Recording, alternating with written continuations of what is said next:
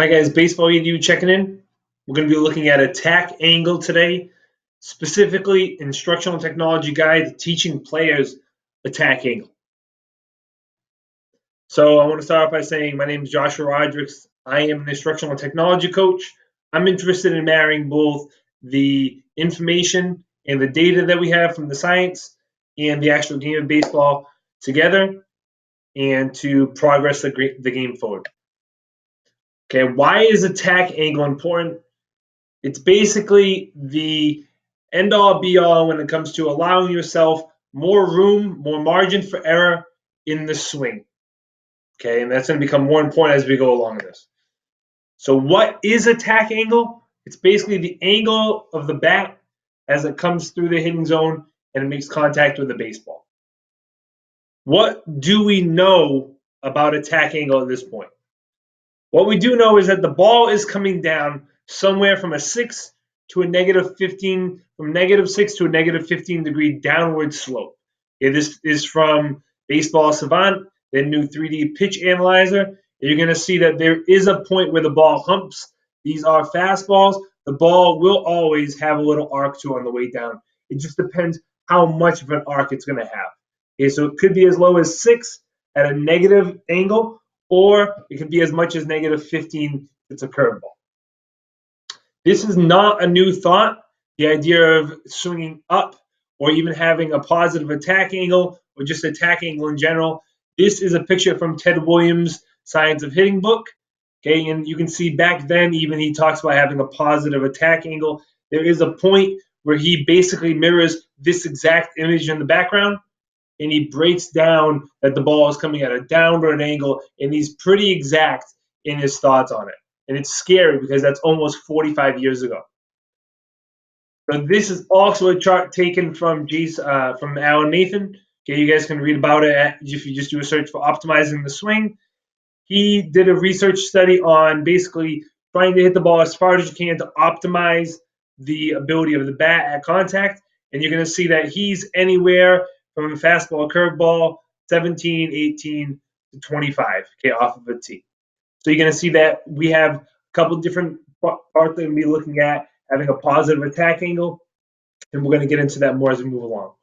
Okay, another shot from Alan Nathan is going to be this great picture of that is the bat on the bottom, the ball, that red line is going to be coming through the bottom half of the ball, which we're not going to touch on today, and create some backspin, but we should be coming at an uppercut to the baseball, and we'll get more into that. Okay, great video of Jeff Leach. This one really breaks it down very simply. You're going to see that as he comes down on a steep slope, there's actually just one point of contact, whereas when he comes upward to match the plane of the pitch, you're going to see that there is more room for error, okay, which is going to be the biggest positive to having an attack angle that's positive. Also, Jason Ochart talks about how it produces more power max transfer of energy into the ball, but it also allows for a longer margin of error to be on plane with the baseball. Okay, again, the same thing with Barry Bonds. You know, the picture is not great here, but you're going to see that he has a slight upward incline as he makes contact with the bottom half of the ball.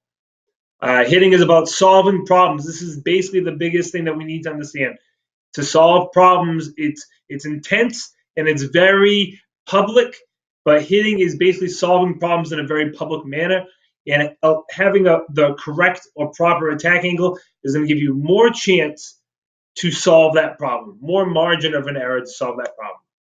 We want to be at least at a 7-degree angle, all the way to 20. Some people might say 25. It all depends on what your desired outcome is. 7 degrees is going to leave you the most margin, the most room for error, because as we saw before, the ball's going to be coming down at about a 6-degree angle. 7 degrees to match it, slight uppercut with that. I prefer my hitters to have anywhere between a 10 to 20-degree angle. That's going to allow you to get the ball in the air while also preserving that margin of error. Anything below 7, I know it says below 0 there. Anything below 7, you're going to give yourself, you're basically making it tougher on yourself to solve these intense problems. Okay, he has an estimated attack angle over slugging percentage, and this also plays into my thoughts on having a more increased attack angle to the baseball. This is taken from Fangraphs. David Marshall, he put together this whole thing about estimated attack angles, and you're going to see that there is a hump where you get to about a 500 slugging percentage, which is basically all-star level, and you're going to see it happens at around 15 degrees. So if we're aiming for 15 degrees and we're a little bit below or a little bit above, that's fine with me at this point. Okay, we need to be swinging up is the basic crux of this. This is not something new. It's not something that I just came up with, but it is something that we need to be doing, and it's something that we can measure now, and we're going to get into that. How can we teach attack angle? Okay, when we look at it, there are three things that we need: a bat sensor, we need some plyo balls potentially, and a dedicated hitter. Okay, the bat sensor is going to be the most straightforward for this to look at. Teaching this is relatively simple. We analyze the data which is given to us. We look at the feedback, which means that we could be looking at the data as the feedback, and then we retest, and we just kind of go all through it again. Okay, you're going to need a baseline of information from a hitter. Don't rely on the eye. The eye is going to fool you. It's going to say that he's swinging up when he's not, or he's swinging down. A player also might feel that they're coming way up to the baseball, but in reality, that might not be the case. Rely on the data from your bat sensor. That is going to give you the best idea of what to accomplish. Okay, to me, there's a marriage between performance, data, and the feel, and this is going to kind of be our little circle that we have right here. None of those can play off of each other. The data, and I'll summarize this real quick for you guys. Numbers are what the numbers are. The feel in the performance, okay, will produce that number.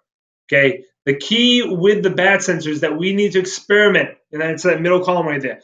We need to have a player chop way down, see if they can get to -40, -50, 30, 20, 10, 0, 10 plus, 20 plus, 30 plus. Have them experiment in their swing to see what works best for them. I can't sit here and say that every hitter is going to be at 15. Some players might feel comfortable more at 10. Some players might feel more comfortable at 20. That is up to you.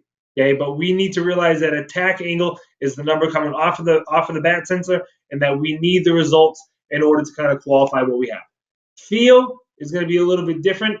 Feel is basically, we see people talk about Mike Trout and how he says he swings down to the baseball, and that's great and that's fine, but that is his feel to make sure that he's not swinging so far up. He's not getting this intense uppercut swing.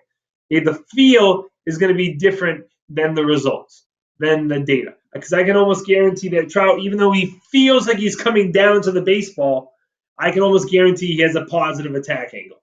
Okay, so the feel is not going to be the results. The feel is you having some kind of motion or trigger in your head or a cue somewhere that will have you produce the intended result. Okay, I also want to give a big shout out to Driveline. They do a great job. Their plyo balls are another great idea, great way to look at attack angle. Okay, you're going to see in the first video there's a straight chop down on the swing, and you're going to see that the ball kind of just flutters off and it really doesn't go anywhere. Whereas you're going to see the second one, it has a positive attack angle, and these plyo balls are great for that. And, you're going to see that it flies off of it. Okay, so you're going to see that there should be some kind of, if you're going to use the plyo ball, some Driveline, there should be a big focus on attack angle. Okay, because you're going to see with the plyo ball, when you hit it with a plyo ball, it's going to do this weird spin off. Okay, and you're going to know that you mishit it. But if you can actually see with the baseball, you don't get that same feedback. Okay, so I think that's where it's great to use for the feedback. Another example of it is going to be, just to set up a tee, set up a little plyo ball on it, and you're going to be able to feel and see the results of it right from there. Okay, I think they're great to use, especially when you're looking at attack angle. Okay, big thanks to you guys for checking this out. If you guys have any questions, feel free to reach out to me on social media, at Coach Rodrigues2 on Twitter, and at BaseballEDU when it comes to Instagram.